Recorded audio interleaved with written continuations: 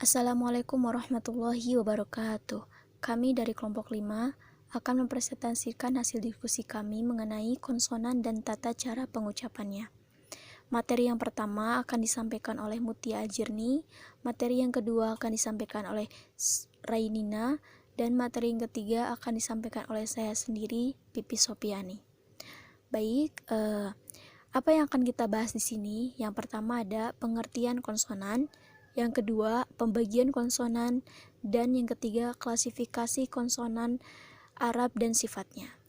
Baik, untuk mempersingkat dan memperhemat waktu, maka saya akan serahkan materi pertama ini kepada Mutia Azirni. Di sini saya akan menjelaskan bagian yang pertama, yaitu tentang pengertian konsonan. Seperti yang kita tahu bahwa huruf konsonan itu adalah fonem yang bukan huruf vokal atau yang sering disebut dengan huruf mati. Dalam buku ilmu aswat ini dijelaskan bahwa konsonan itu adalah kondisi penyumbatan ketika pengucapan atau bunyi bahasa yang dihasilkan dengan menghambat aliran udara pada salah satu tempat di saluran suara, baik hambatan yang lemah ataupun yang kuat yang mengakibatkan adanya suara letupan dan geseran. Bunyi konsonan juga adalah semua bunyi yang keluar dari hidung ketika diartikulasikan dan bunyi yang udaranya keluar dari samping kiri dan juga kanan mulut. Para fonetik ahli bahasa Arab juga berpendapat bahwa huruf konsonan itu ada 28 dan ada juga yang berpendapat 26. Yang berpendapat 28 itu adalah yang memasukkan dua buah semivokal ke dalam konsonan, sementara yang 26 itu tidak memasukkan semivokal ke dalam konsonan. Para ahli fonetik bahasa Arab juga membagi beberapa bagian konsonan berdasarkan sudut pandang yang berbeda-beda. Saya akan menjelaskan tentang pembagian konsonan menurut makhrajnya. Makhraj itu kan adalah tempat keluarnya huruf. Dan sebagian pakar fonetik bahasa Arab merinci makhraj konsonan Arab menjadi 11 macam. Yang pertama ada konsonan labial. Konsonan labial adalah konsonan yang diartikulasikan dengan kedua buah bibir secara bersamaan. Hurufnya ada 3, yaitu huruf ba, mim, dan juga waw. Yang kedua, ada konsonan labiodental. Konsonan labiodental adalah konsonan yang diucapkan menggunakan bibir bawah dan gigi atas. Hurufnya ada 1, yaitu huruf fa. Yang ketiga, ada konsonan interdental. Konsonan interdental adalah bunyi yang keluar melalui ujung lidah dan gigi atas dan gigi bawah, atau bainal asnaniyah. Hurufnya ada 3, yaitu huruf ta, za, dan juga go. Yang keempat ada konsonan alveodental. Hurufnya ada 6, yaitu huruf ta, po, dal, bo, lam, dan juga nun. Yang kelima ada konsonan alveolar. Konsonan alveolar adalah konsonan bunyi yang dihasilkan oleh berdekatnya atau bersentuhnya ujung lidah dengan gusi atas. Hurufnya ada 4, ada huruf za, ro, sin, dan son. Yang keenam ada konsonan alveopalatal. Konsonan alveopalatal adalah bunyi yang keluar lewat lidah mendekati gusi. Hurufnya ada 2, yaitu huruf shin dan juga ja. Yang ketujuh ada konsonan palatal. Konsonan palatal adalah konsonan bunyi yang dihasilkan oleh berdekatnya atau bersentuhnya ujung lidah dengan langit-langit mulut. Hurufnya ada 1, yaitu huruf ya. Yang kedelapan ada konsonan velar. Konsonan velar adalah bunyi yang keluar lewat pangkal lidah dan belakang pangkal langit-langit. Hurufnya ada 3, yaitu huruf kaf, ghin, dan juga kho. Yang kesembilan ada konsonan uvular. Konsonan uvular adalah bunyi yang keluar melalui kerongkongan. Hurufnya ada 1, yaitu huruf kop. Yang ke-10 ada konsonan paringgal yang terdiri dari 2 huruf, yaitu huruf ain dan juga ha. Dan yang terakhir ada konsonan glotal. Konsonan glotal adalah bunyi yang keluar melalui tenggorokan. Hurufnya ada 2, yaitu huruf ha dan juga hamzah. Bismillahirrahmanirrahim. Assalamualaikum warahmatullahi wabarakatuh. Saya Renina Nur Maulida dengan NIM 1192030-123. Di sini saya akan melanjutkan materi mengenai pembagian konsonan menurut organ bicara aktif, menurut pengartikulasiannya, dan menurut posisi pita suara. Baik, yang pertama pembagian konsonan menurut organ bicara aktif. Organ bicara aktif ini juga pernah dibahas oleh kelompok sebelum-sebelumnya, bahwa organ bicara ini adalah organ-organ yang menyertai secara langsung dalam proses pengeluaran suara. Itu organ bicara. Nah, aktifnya di sini karena organ bicara ini ada yang pasif, ada yang aktif. Nah, aktif di sini karena dia dapat bergerak, organ itu dapat bergerak dan menghasilkan bunyi atau menghasilkan suara. Nah, organ bicara aktif ini juga difungsikan untuk menghambat atau difungsikan dalam menghambat atau menekan saluran udara ketika mengartikulasikannya. Selanjutnya yang termasuk ke dalam organ bicara aktif yaitu bibir bawah atau labial, ujung lidah yaitu apiko, tengah lidah yang disebut medio, pinggir lidah disebut lamino, dan belakang lidah disebut dorso. Itu yang termasuk ke dalam organ bicara aktif. Sekarang untuk pembagiannya menurut organ bicara aktif ini, pembagiannya itu ada 11. Yang pertama ada konsonan bilabial. Pertama konsonan bilabial. Konsonan bilabial ini adalah bunyi yang keluar lewat bibir atas dan bibir bawah. Hurufnya ada 3, yaitu wau, mim, dan ba. Yang kedua ada konsonan labiodental, yaitu bunyi yang keluar lewat bibir bawah dan gigi atas. Hurufnya ada 1, yaitu fa. Yang ketiga ada konsonan apikointerdental. Ini adalah bunyi yang keluar lewat ujung lidah dan ujung gigi atas. Atau juga ujung lidah dan antara ujung gigi atas dan ujung gigi bawah. Hurufnya ada 3, yaitu do, la, sa. Yang keempat ada konsonan apikodental. Ini adalah bunyi yang keluar lewat ujung lidah dan gigi atas serta gusi. Untuk huruf-hurufnya yaitu ada ta, to, dal, do, lam, dan nun. Yang kelima ada konsonan apiko-alveolar. Ini adalah konsonan yang bunyinya itu keluar lewat ujung lidah dan gusi.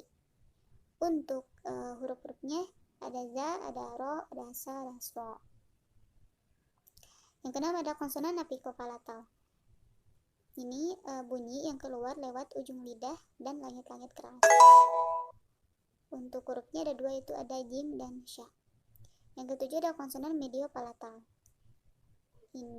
Konsonan ini adalah bunyi yang keluar melalui tengah lidah dan langit-langit keras. Untuk hurufnya ada 1, yaitu ya. Yang kedelapan ada konsonan dorsovelar. Konsonan ini adalah konsonan yang bunyinya itu keluar melewati pangkal lidah dan langit-langit lunak. Untuk hurufnya yaitu ada k, ada r, dan kh. Yang 9 ada konsonan uvular. Ini adalah bunyi yang keluar lewat dari pangkal lidah dan anak lidah atau tekak. Untuk hurufnya ada 1, yaitu ko. Yang 10 ada konsonan faringal. Konsonan ini adalah bunyinya yang konsonan ini merupakan konsonan yang bunyinya itu keluar melewati tenggorokan dan belakang lidah. Untuk hurufnya ada 2, yaitu h dan ain. Yang terakhir yaitu yang ke-11 glotal, konsonan glotal. Konsonan ini adalah konsonan yang bunyinya itu keluar dari tenggorokan. Hurufnya ada 2, yaitu a dan h. Itu pembagian menurut organ bicara aktif. Selanjutnya pembagian konsonan menurut pengartikulasiannya. Menurut pengartikulasiannya, konsonan ini dibagi menjadi 3. Yang pertama ada konsonan letupan. Apa itu konsonan letupan? Bunyi yang terjadi dengan menutup sepenuhnya aliran udara, sehingga udara mampet di belakang tempat penutupan itu. Kemudian penutupan itu dibuka secara tiba-tiba, sehingga menyebabkan terjadinya letupan. Itulah yang dimaksud dengan konsonan letupan. Yang termasuk konsonan letupan ini adalah ba, ta, dal, po, kaf, qaf, ro atau rin, dan hamzah. Yang kedua ada konsonan geseran. Apa itu? Bunyi yang terjadi ketika pengartikulasian huruf, organ bicaranya itu tidak merapat kuat dan membentuk celah sempit dan memberi peluang untuk udara agar dapat lewat, ya walaupun nantinya akan terjadi semacam getaran. Nah, yang termasuk konsonan geseran ini adalah fa, ta, do, dal, bo, shin, zai, kho, rin, ha, ain, dan ha. Itu termasuk ke dalam konsonan geseran. Yang ketiga ada konsonan gabungan. Apa itu? Bunyi yang ketika diartikulasikan, ketika pengartikan hurufnya, udara yang datang dari paru-paru itu mendapat hambatan kuat dari organ bicara.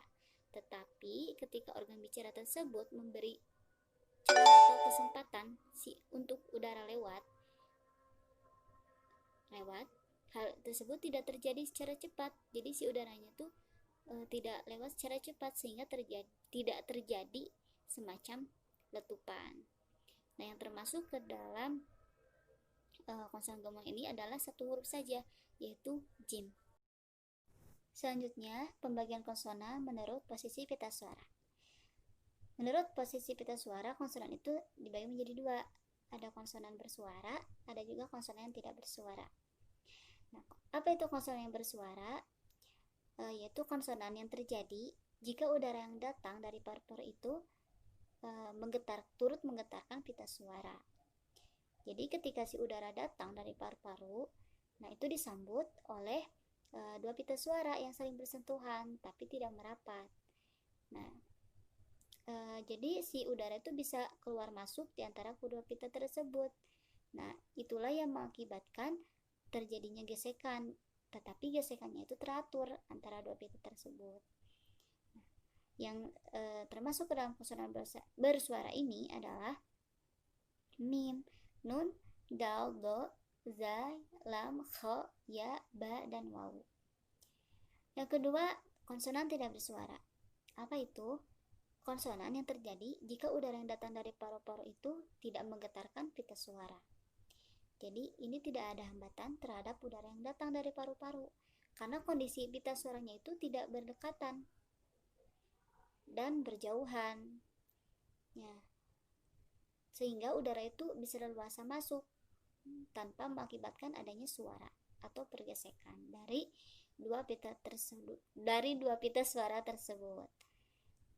Untuk huruf-hurufnya yang termasuk ke dalam konsonan tidak bersuara ini adalah ta, ta, sa, po, sa, so, sha, ka, kho, ko, kop, ha, ha, dan hamzah. Baik, di sini saya Pipi Sopiani akan menjelaskan mengenai konsonan menurut sumber arus udara dan klasifikasi konsonan Arab dan sifatnya. Yang pertama, konsonan menurut sumber arus udara. Konsonan menurut sumber arus udara ini terbagi menjadi 2 bagian. Yang pertama ada kedua ada arus udara ingresif. Arus udara agresif ini merupakan arus udara pernapasan yang datangnya dari dalam, dari paru-paru, kemudian ke tenggorokan, melewati saluran udara seperti kerongkongan, lokasi pita suara, tenggorokan, rongga mulut, dan rongga hidung. Dan yang kedua, ada arus udara ingresif. Kalau ingresif ini, arus udaranya yang datang dari luar. Nah, contoh hurufnya adalah so, bo, po, dan zo. Kemudian, klasifikasi konsonan Arab dan sifatnya. Nah, untuk materi ini, kita akan lebih belajar mengenai makhorijul huruf, tempat keluarnya huruf. Yang pertama ada konsonan bila bilal. Konsonan bila bilal atau dalam ilmu tajwid kita bisa sebut dengan makhroj asyafatain. Makhroj yang keluar dari 2 bibir. Ada 2 huruf di sini, yaitu huruf ba dan mim. Nah, cara pengucapan ba itu dengan cara menempelkan bibir atas dan bibir bawah, kemudian kita tutup dengan sempurna, dan akan ada udara yang keluar dari tutupan bibir tersebut gitu. Ba. Nah, di situ kita rasakan aja gitu. Ba ada udara yang keluar dari letupan tersebut gitu. Dan di sini juga bergetar pita suara. Kemudian huruf mim ini melibatkan rongga hidung. Jadi bedanya adalah huruf mim itu melibatkan rongga hidung. Nah, caranya sama, menempelkan bibir atas dan bibir bawah, kemudian menahannya dengan sempurna, lalu menahan udara di belakang kedua bibir tersebut, merendahkan langit-langit lunak, maka akan keluar udara di rongga hidung. Coba kita rasakan ya. Mim, mim, mim, mim, mim. Nah, ada di sini nih. Mim, mim gitu. Ada udara yang keluar dari rongga hidung. Dan bergetarnya pita suara juga.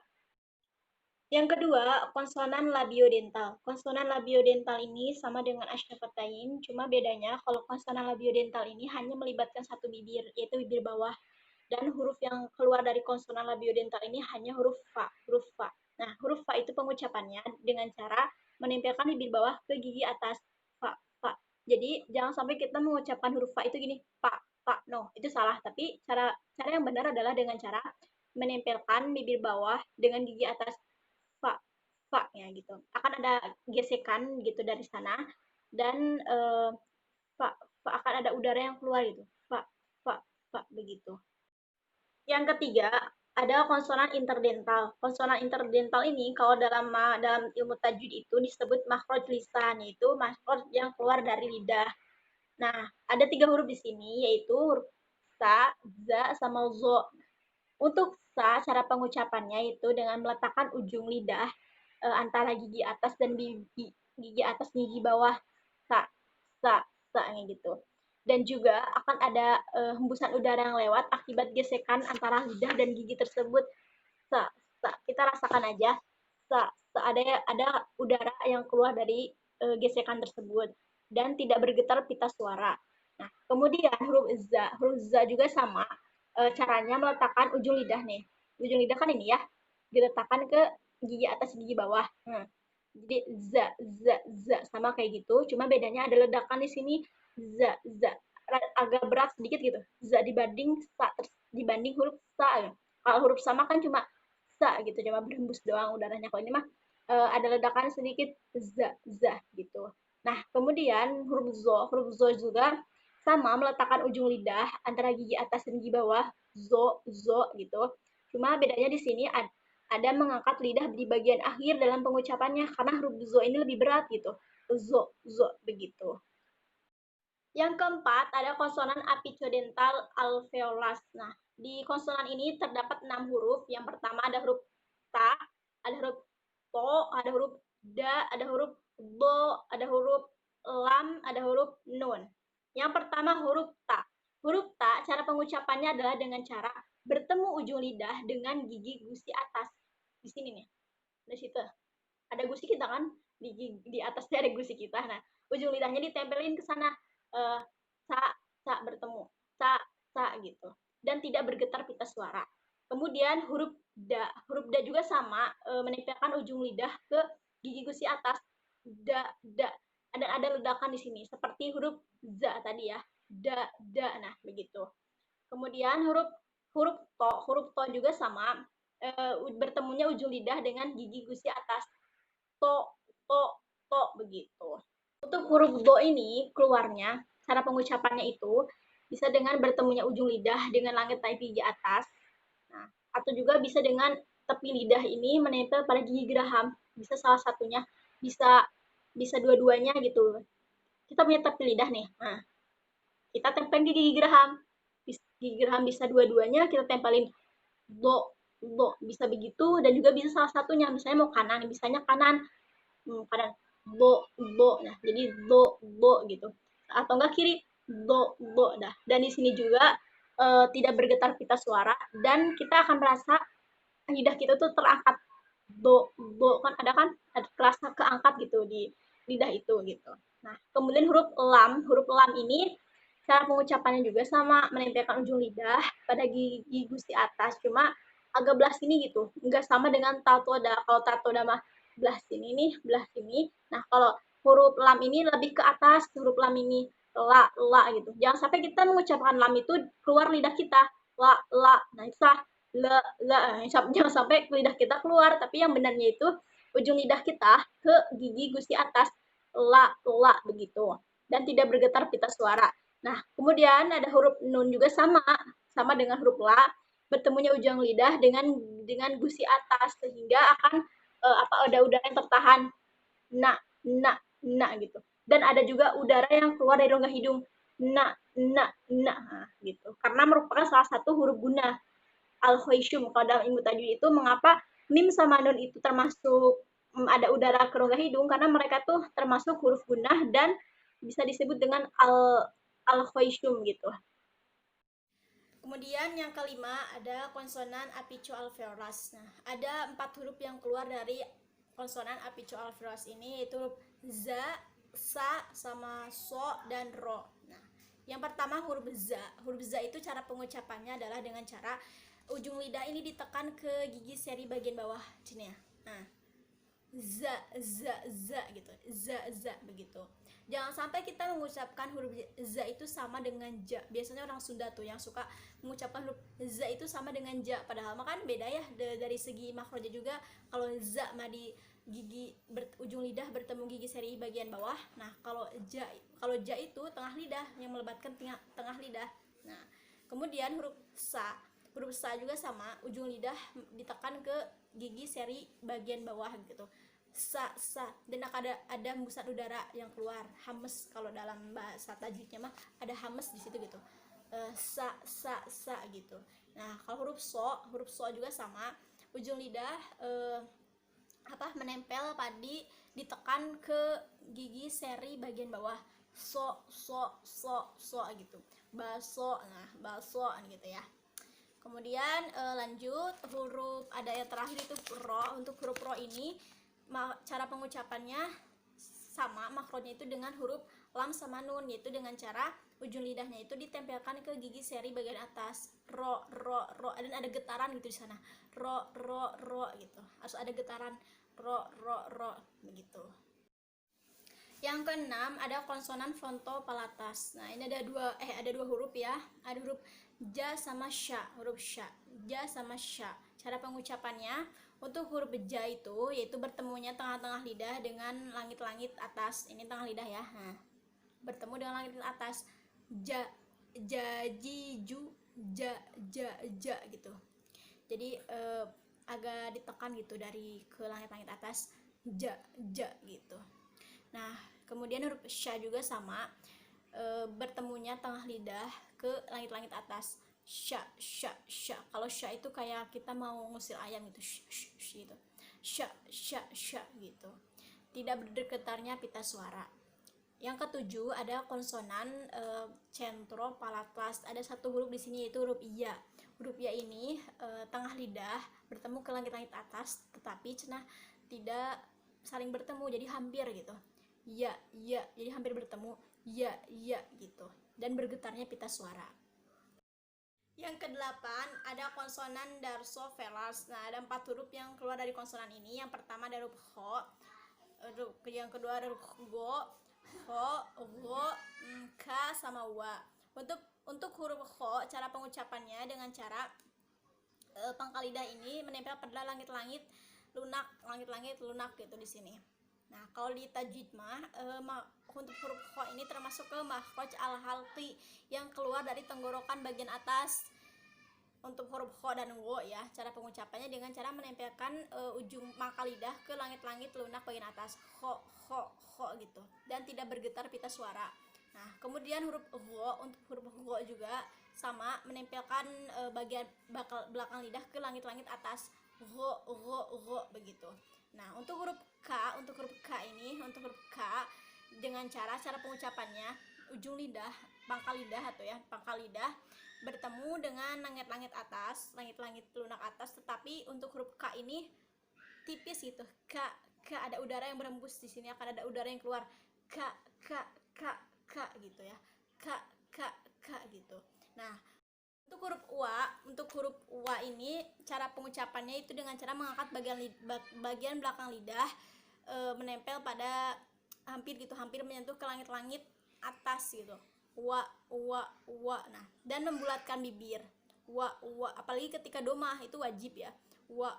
Misalnya wawu itu wajib bulat bibirnya. Wawu. Nah, wawu gitu ya. Yang ke-9 adalah konsonan dorso-uvular. Ada satu huruf yang keluar dari konsonan dorso-uvular ini, yaitu huruf ko. Cara pengucapannya adalah dengan cara pangkal lidah ini dekat tenggorokan bertemu. Pangkal lidah yang dekat tenggorokan ini menyentuh anak tekak atau dekat pita suara gitu ya. Ko, ki, ku gitu. Kita harus merasakannya ya, bahwa pangkal lidah kita tuh menyentuh dekat pita suara kita. Ko, ku gitu. Untuk yang ke-10, konsonan rutopharyngers. Ada 2 huruf yang keluar dari sini, yaitu ada huruf H sama A. Nah, huruf H sama Ain ya gitu ya. Nah, kalau di dalam ilmu tajwid itu huruf H sama Ain ini termasuk ke makhraj al-halqi yang keluar dari tenggorokan bagian tengah di sini kan. Jadi kita bagi 3 tenggorokan kita, bawah, tengah, atas. Nah, si huruf H ini keluar dari tengah tenggorokan, dan Ain juga sama dari tengah tenggorokan di sini. Ain gitu. Ha hi hu bah gitu ya. Ha hi hu bah harus bersih. Ha itu harus bersih hurufnya, ha gitu. Ha gitu. Dan huruf Ain juga sama Ain. Beda antara Ain dan hamzah. Nah, kemudian yang terakhir ada konsonan glotal. Untuk konsonan glotal ini sama, terdiri dari 2 huruf, yaitu huruf hamzah sama he. Huruf hamzah sama he keluar dari tenggorokan bagian bawah di sini, hamzah sama he. Ketika kita mengucapkan au, a, nah a itu keluar dari sini. Ainnya dari sini. Au, begitu. Begitupun juga hamzah. Hamzah itu keluar dari tenggorokan bagian bawah. Ha hi hu bah gitu ya. Jangan sampai kita itu jangan sampai keluar dari paru-paru, jangan sampai bergetar gitu dada kita ketika kita mengucapkan huruf H. Jangan sampai, tapi yang benar itu dari tenggorokan bagian bawah begitu. Cukup sekian dari saya. Mohon maaf apabila banyak kesalahan. Akhirul kalam. Wassalamualaikum warahmatullahi wabarakatuh.